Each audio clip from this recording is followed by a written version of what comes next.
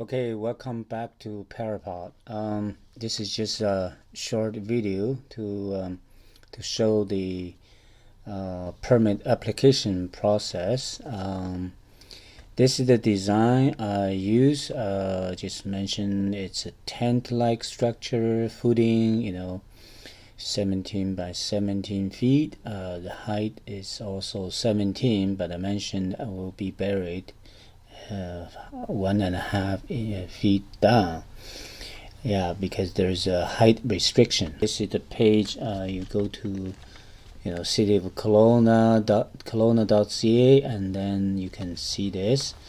Yeah, basically it's a very straightforward. You select detached shed, garage, and workshop. Okay, they didn't say greenhouse, but anyway, this is detached thing. So you just click here, and then just ask you to download the building permit application form, owner's authorization form. That means when you use someone else, right? Someone else apply on your behalf.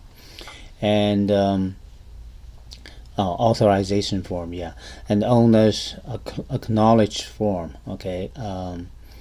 Yeah, and then that's it. And then just use, there's another robot, and then you go to the next page.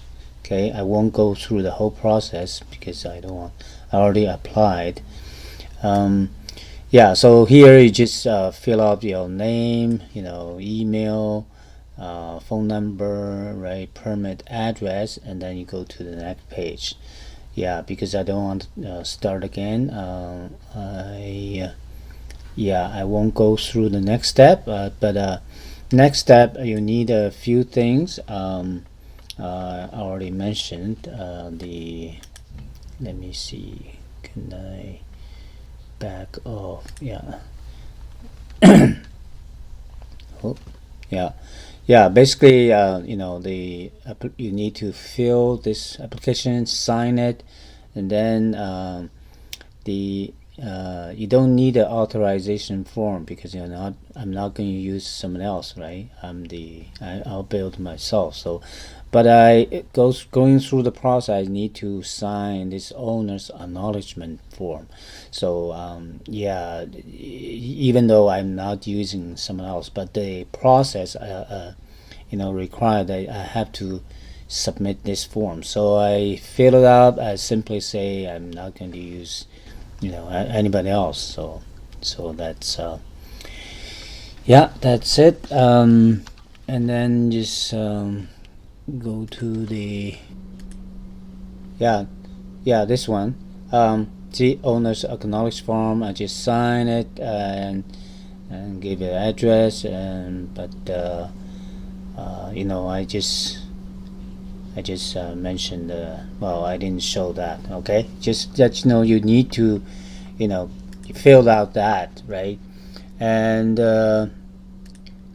also the site layout. This is the site layout. This is the property line. Okay, you see this huge narrow strip, but not rectangular, and this green spot showing where the location of my greenhouse, the PyraPOD 4G-17 greenhouse will be. Okay, and this shows the distance from the edge of the this is the east side of the greenhouse to the west side of the house. Okay, so 21 feet. And then this line is the fence, so this is showing the distance from the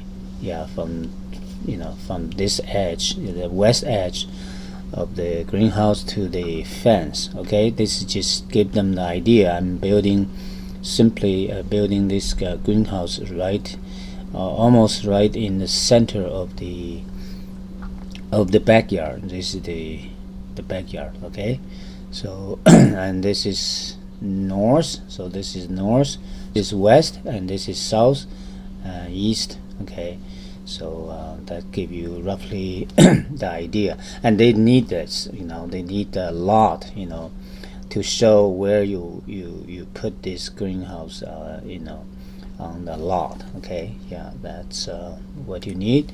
And yeah, and this shows the application, building permit.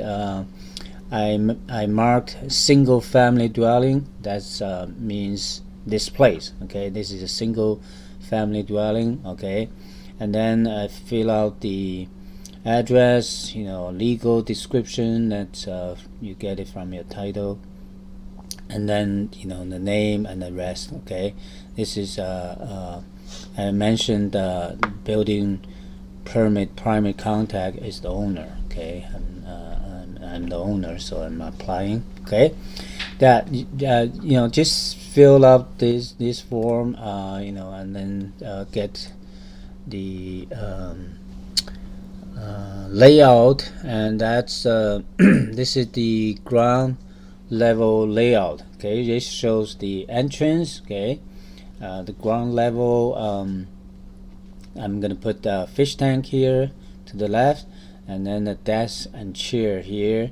The soap tank will be in the center. It will be buried in ground. Okay, I'm thinking either use one.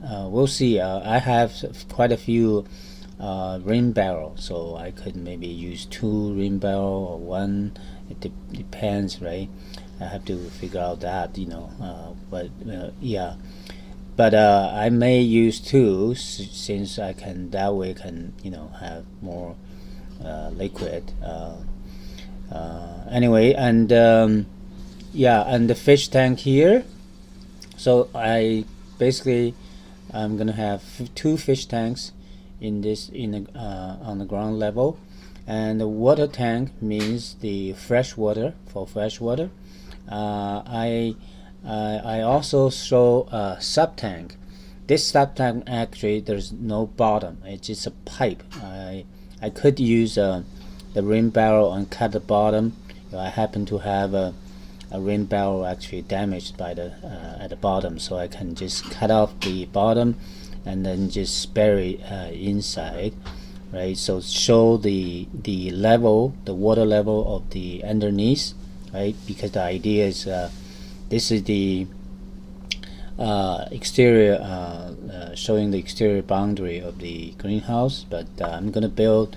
This is 17 by 17. I'm gonna build dig a pit larger than that, and then collect water, right?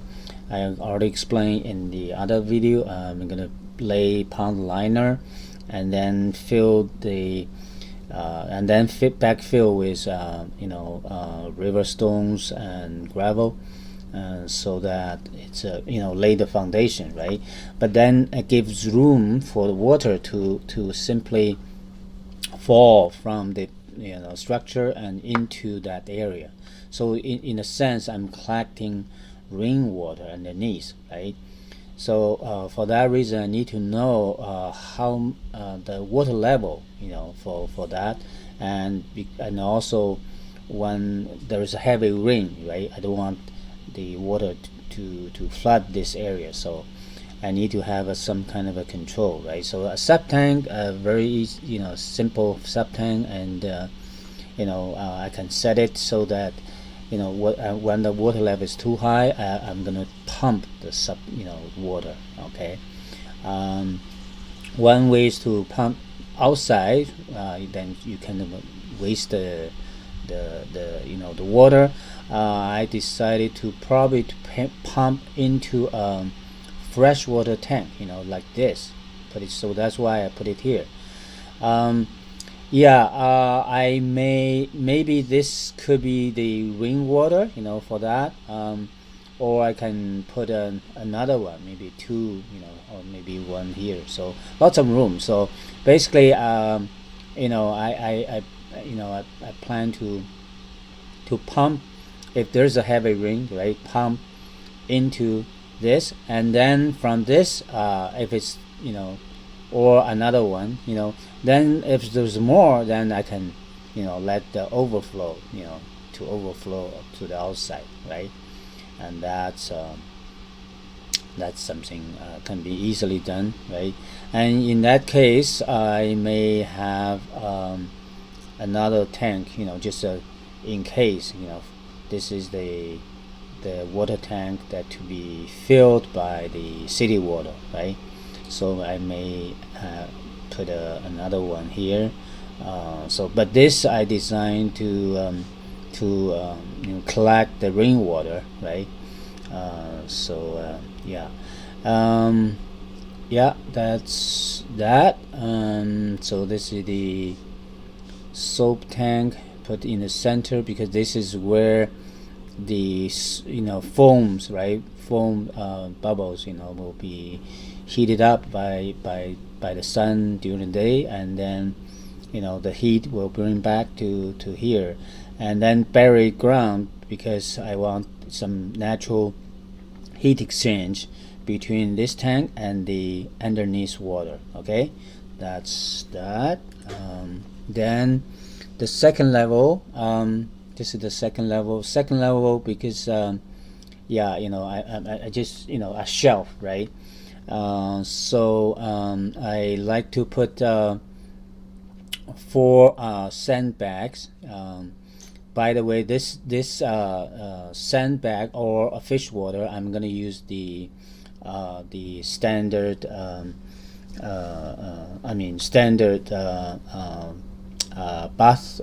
bathtub. Okay, so I measured the bathtub that donated by our neighbor Dave, and happened to be, this is 5 feet. Okay, and the width is 2.5, so it just the length is the double the size of the width, so 5 feet over by 2.5. So I use that to fill this area. So, and that shows that I can put 2 this way and 2 this way. Okay, so total of 4 sandbags, and then total of 2 fish tank. I'm using the same thing, right? Roughly the same thing.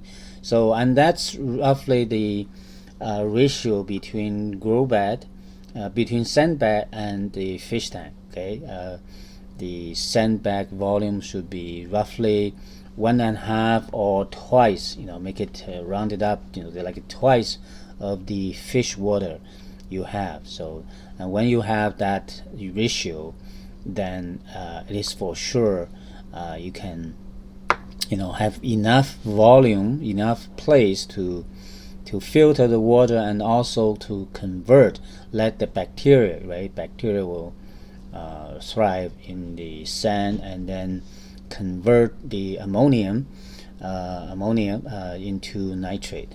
That's the whole idea. Okay, so that's that. So basically I just go through the everything, and this is the email I got from I applied yesterday, by the way. This is the email I got from the city. Okay, so showing that they have received the application, right?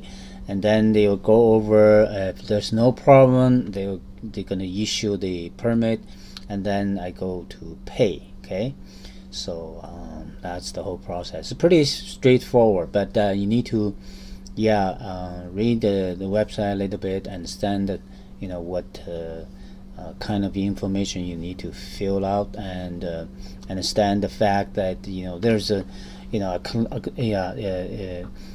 have to sign the fact that if there's a damage to the city property, right, the road, the other things, and anyway, it's public area, that if you make some damage, because I'm gonna bring in the equipment, right? The equipment will go over and get to the backyard. So they just say, if you make some damage, you have to promise that you're gonna fix it. Okay, that sort of thing. It's pretty straightforward. So okay, that's it. So just let you know, this is a building permit is a needed process, because initially I thought I could use the 10 by 10 small structure, right? Small design. But yeah, the problem with that, it's just too small for me. For me, right? Maybe not small for others, right? Because I want to do more things, right? Yeah.